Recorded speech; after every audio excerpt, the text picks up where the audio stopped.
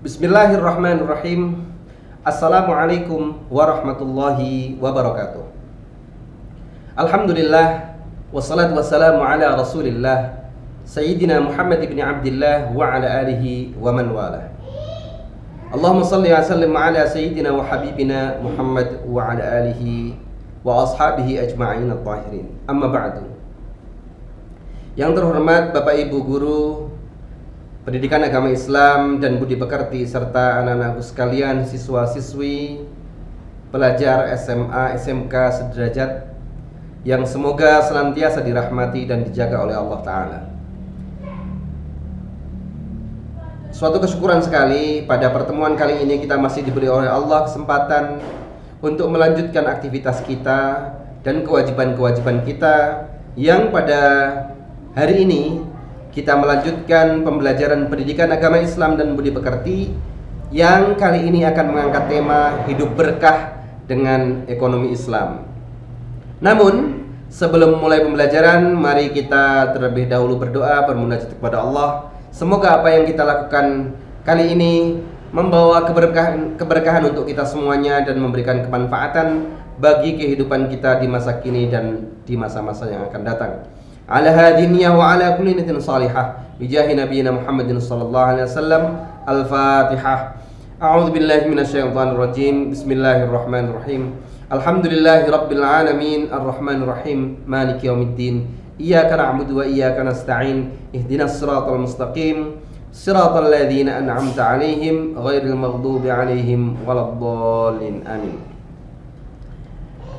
Anak-anakku sekalian yang dirahmati Allah Ta'ala, sebelum kita membahas tentang ekonomi syariah, saya ingin mengajak anak-anak sekalian untuk flashback ke belakang sebentar, bahwa kita sebagai seorang muslim itu dituntut oleh Allah untuk menjadi muslim yang kafah. Allah berfirman, udkhulu fis silmi kafah, masuklah Islam secara sepenuhnya. Untuk dapat menjadi muslim yang seutuhnya, maka kita perlu untuk melaksanakan ajaran Islam berdasarkan Al-Quran dan hadis serta sumber-sumber otentik Islam lainnya. Untuk itu, maka kita perlu mempelajari banyak hal, karena sesungguhnya masuk Islam memang mudah, cukup dengan dua kalimat syahadat. Namun sesudah itu, menyatakan keislaman saja tidak cukup. Menyatakan bahwa kita telah Islam, kita telah iman, itu saja tidak cukup. Kita perlu untuk kemudian melengkapi diri kita.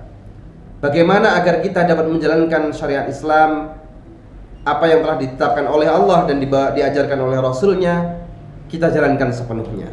Untuk itu, satu-satunya jalan yakni adalah dengan menuntut ilmu, mengurangi kebodohan, menghilangkan kebodohan, dan sehingga kita dapat menjalankan syariat agama ini secara sepenuhnya, secara syamil, komprehensif, dan kamil insya Allah. Baik, kita lanjut sekarang. Anak-anakku sekalian, Islam itu mempunyai banyak sisi kajian. Yang pertama adalah kajian bidang akidah. Yang kedua, kajian bidang akhlak. Yang ketiga, bidang syariah. Jadi ada akidah, ada syariah, ada akhlak. Akidah ini berkaitan dengan keimanan kita kepada Allah dan kepada hal-hal gaib yang ditetapkan oleh Allah, iman kepada Rasul, iman kepada hari kiamat, iman kepada kitab-kitabnya, dan iman kepada takdir. Ini adalah wilayah akidah. Kemudian ada juga wilayah syariah. Wilayah syariah ini adalah bagaimana kita menjalankan Islam sesuai dengan apa yang telah ditetapkan oleh Rasulullah SAW dari Jibril, dari Allah Subhanahu wa Ta'ala. Kemudian wilayah yang ketiga yakni wilayah akhlak. Wilayah akhlak ini adalah wilayah perilaku.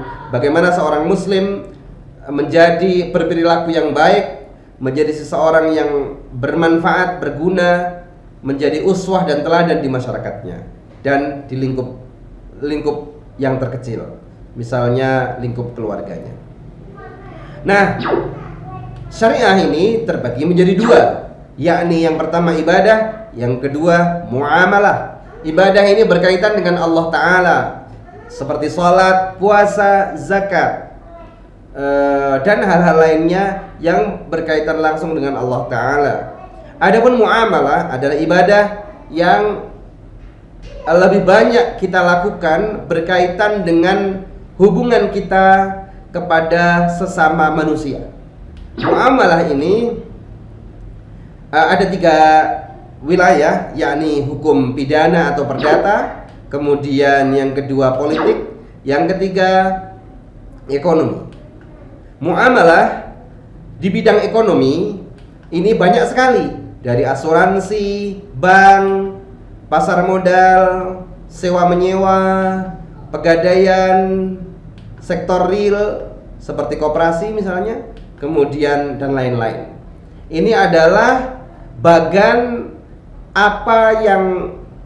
Islam, skema wilayah kajian Islam yang pada kali ini kita akan membahas tentang ekonomi Islam, di mana di dalamnya terkandung asuransi syariah, bank syariah, pasar modal, sewa menyewa, hutang piutang, pegadaian dan lain-lain.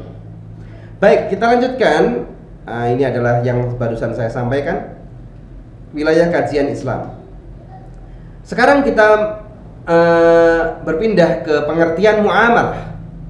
Muamalah menurut etimologi atau bahasa, muamalah bentuk masdar dari amala yu'amilu muamalah, yang artinya saling bertindak, saling berbuat dan saling mengamalkan.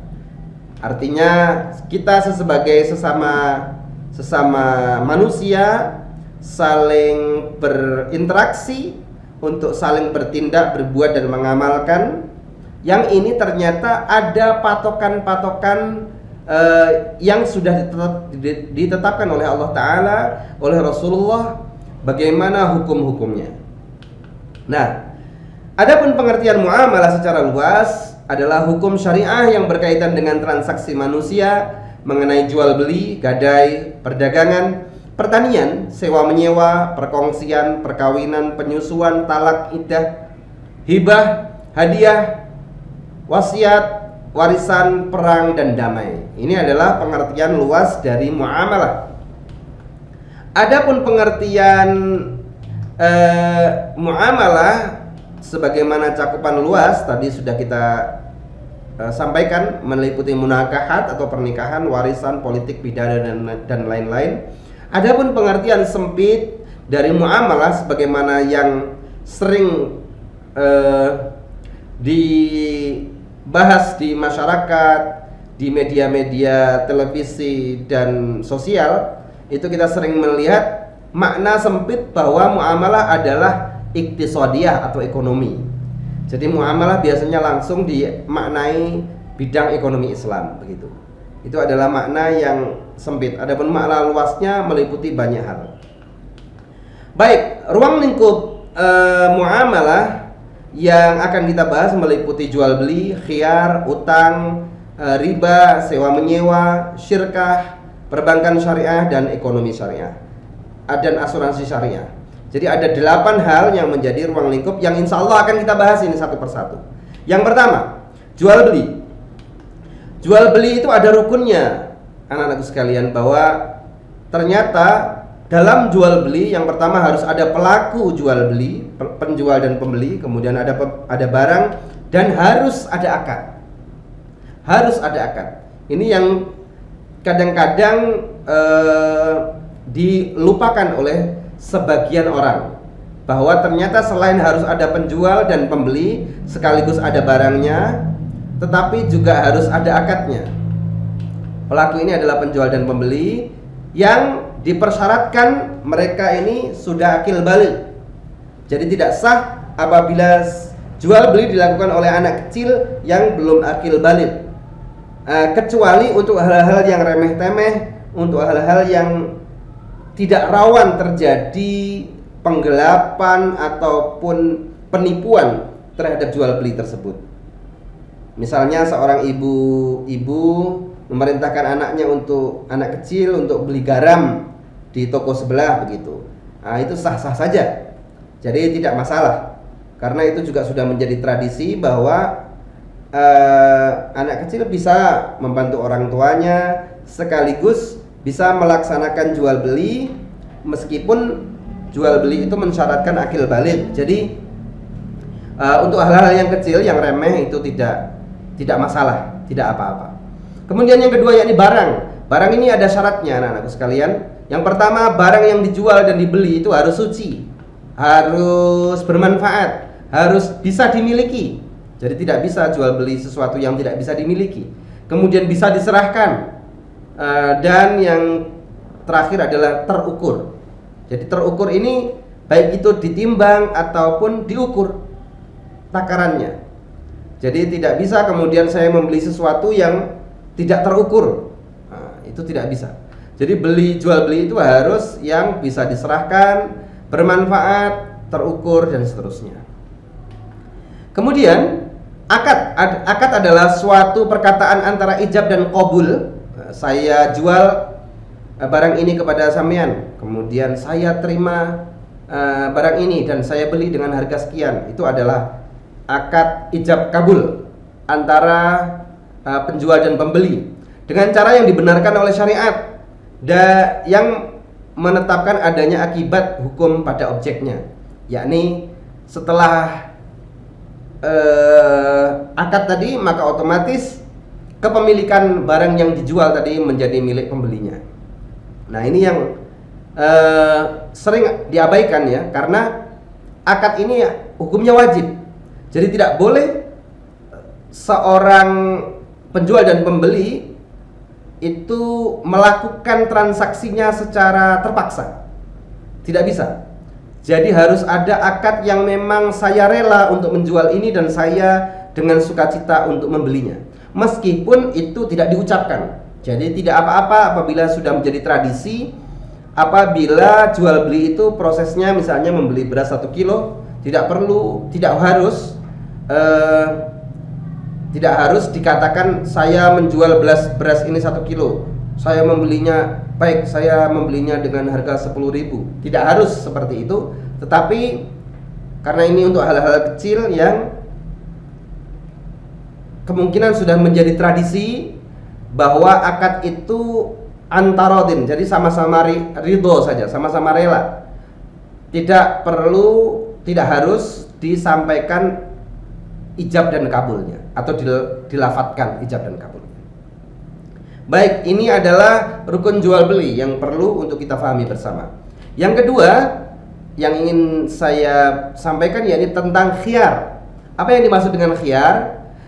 Khiyar adalah boleh memilih antara dua, meneruskan akad jual beli atau mengurungkannya, yakni menarik kembali, tidak jadi jual beli.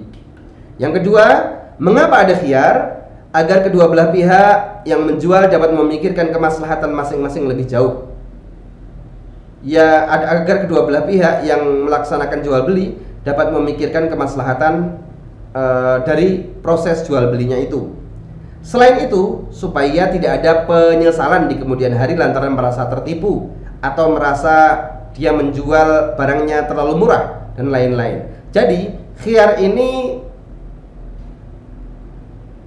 dalam Islam itu disyariatkan untuk menjamin bahwa yang menjual itu tidak menyesal, yang membeli pun demikian. Semuanya merdeka untuk melanjutkan proses jual belinya atau mengurungkannya, tidak jadi menarik kembali jual belinya itu. Nah, ini merdeka. Jadi tidak ada dalam Islam jual beli yang sifatnya terpaksa. Saya terpaksa menjual ini dan seterusnya, kemudian saya terpaksa membeli ini. Nah, tidak bisa, karena semuanya sebagaimana disyariatkan oleh Allah itu bebas, merdeka untuk melaksanakan jual belinya. Baik, kita lanjutkan. Macam-macam khiyar. Ada khiyar majlis, ada khiyar aibi, dan ada khiyar syarat. Khiyar majlis adalah pembeli dan penjual boleh memilih antara dua perkara selama keduanya masih tetap berada di tempat jual beli. Jadi sebelum menyelesaikan transaksinya, hendaknya dia berpikir apakah dia melanjutkan ingin melanjutkan proses jual belinya atau tidak jadi meneruskannya. Kemudian ada khiyar syarat, yakni khiyar yang dijadikan syarat sewaktu akad oleh keduanya atau salah seorang. Ini khiyar syarat. Kemudian khiyar aibi. Khiyar aibi ini yang sering kita lihat di masyarakat, bahwa seorang pembeli boleh mengembalikan barang yang dibelinya apabila barang tersebut terdapat suatu cacat yang mengurangi kualitas. Dengan tanda kutip ya, bahwa cacat itu memang terdapat pada barang tersebut sejak sebelum dibeli. Artinya bukan karena dirusak atau karena kerusakan yang diakibatkan oleh kecerobohan si pembeli. Nah, di sini tidak bisa. Kalau kita sering melihat ya di toko itu kadang-kadang ada barang yang sudah dibeli tidak dapat dikembalikan gitu. Itu secara hukum Islam itu tidak tepat. Jadi itu salah. Artinya seseorang yang membeli barang dan dia ternyata mendapati barang itu rusak sebelum dibeli, maka seorang pembeli itu berhak untuk mendapatkan ganti atau mendapatkan perbaikan dari barang yang rusak tersebut. Jadi sudah menjadikan kewajiban bagi penjualnya juga untuk memperbaikinya atau menggantinya dengan yang baru. Ini namanya khiyar aibi. Baik, kita lanjut ke utang piutang.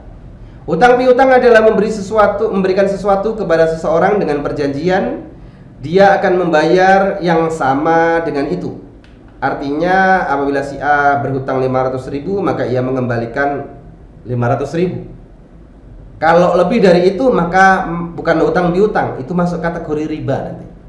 Jadi kalau hutang piutang adalah akad yang dilakukan oleh dua orang atau lebih, di mana seseorang meminjam sesuatu, harta, kemudian mengembalikan sebagaimana yang dia pinjam. Hutang tidak harus tertulis, tidak harus ada saksi, tetapi lebih baik ditulis dan lebih baik disaksikan oleh saksi. Jadi untuk menjaga jangan sampai ada salah satu yang menipu atau merasa dirugikan, atau mungkin lupa dari transaksi hutang piutang tersebut. Ini bagian dari yang telah diajarkan oleh Islam. Meskipun hutang piutang itu 500.000 dibayar 500.000, Rasulullah mengajarkan kepada kita hendaknya kita menjadi orang yang menunaikan hutang secara baik. Artinya kita kembalikan dengan tepat waktu dan kita berikan hadiah. Diupayakan memberikan hadiah kepada orang yang menghutangi itu, dan hadiah itu tidak disebutkan di awal, tetapi merupakan pemberian secara sukarela dari orang yang berhutang.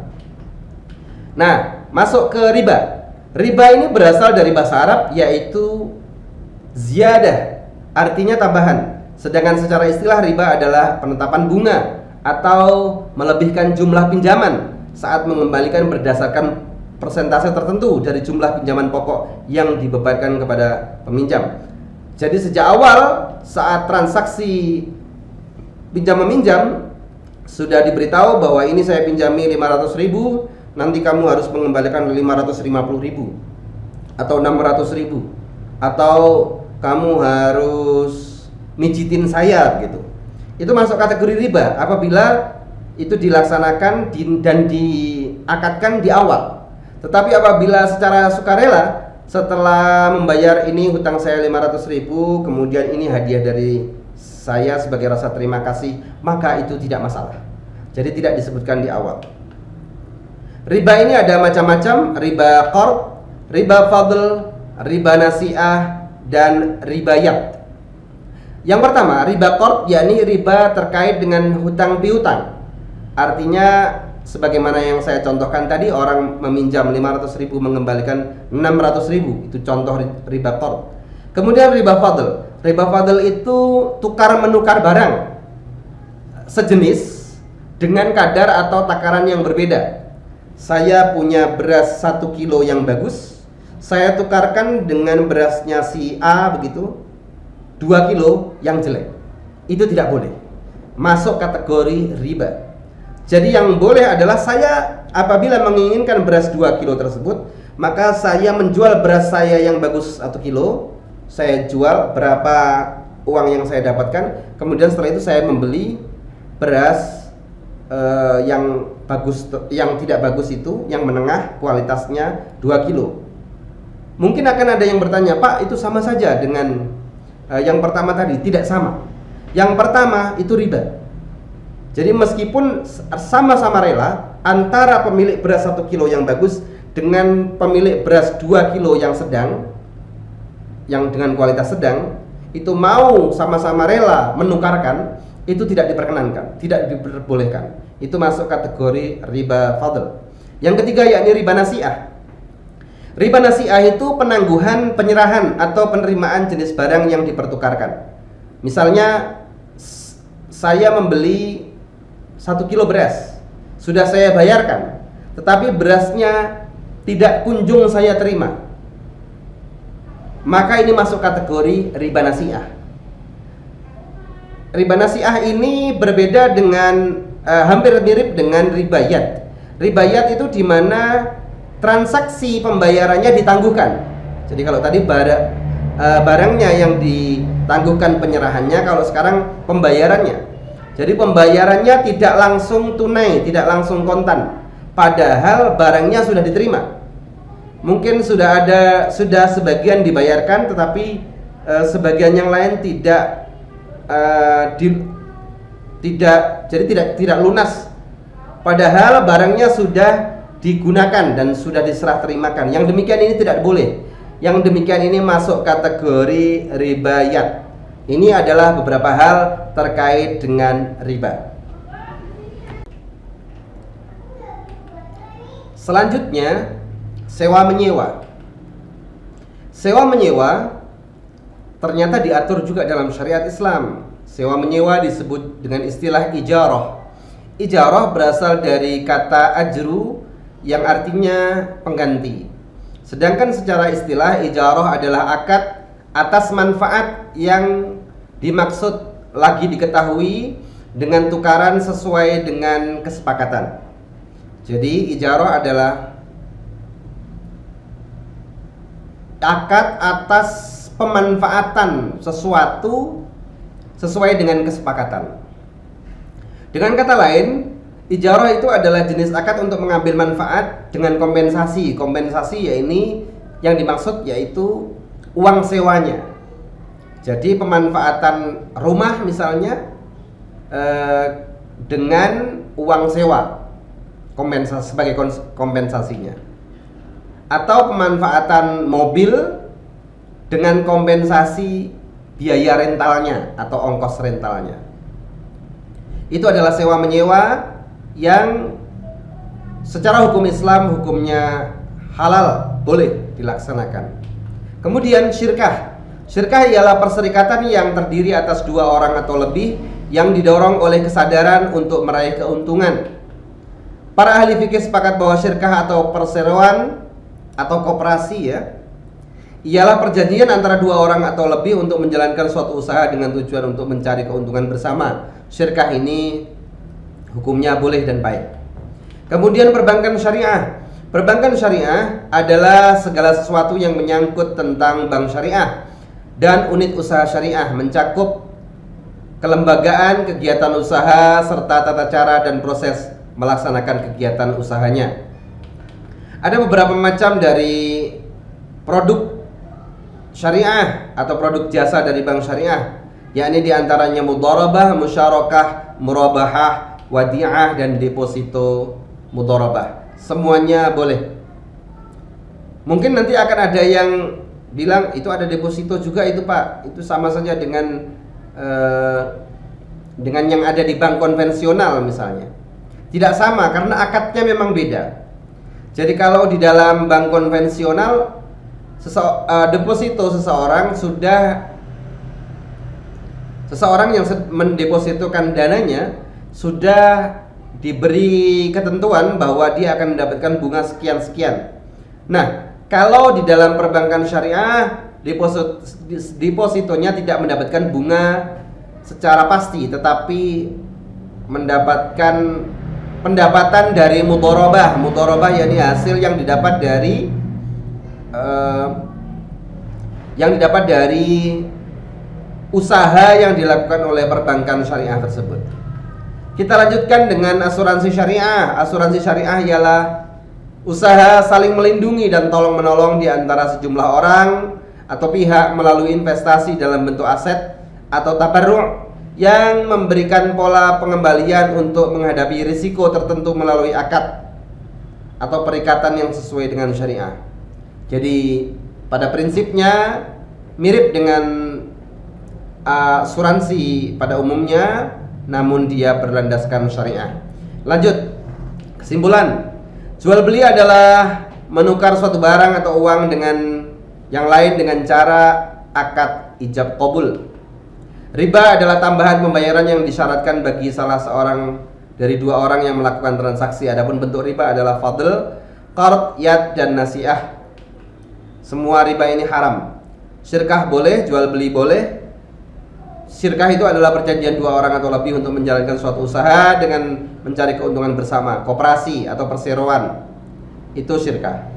Kemudian perbankan syariah adalah suatu sistem perbankan yang dikembangkan berdasarkan hukum Islam. Prinsip dasar asuransi jiwa, asuransi Islam adalah kerjasama dan tolong menolong dalam kebaikan dan ketakwaan. Saya kira ini sebagai pengantar diskusi kita dan pembelajaran kita terkait dengan muamalah, khususnya ekonomi syariah ini. Nanti insya Allah akan ada tugas melalui Google Classroom dan WhatsApp Group. Dan sebagai pengantar saya kira cukup sekian. Semoga ada manfaatnya. Wallahul muwaffiq ila aqwamit thoriq. Wassalamualaikum warahmatullahi wabarakatuh.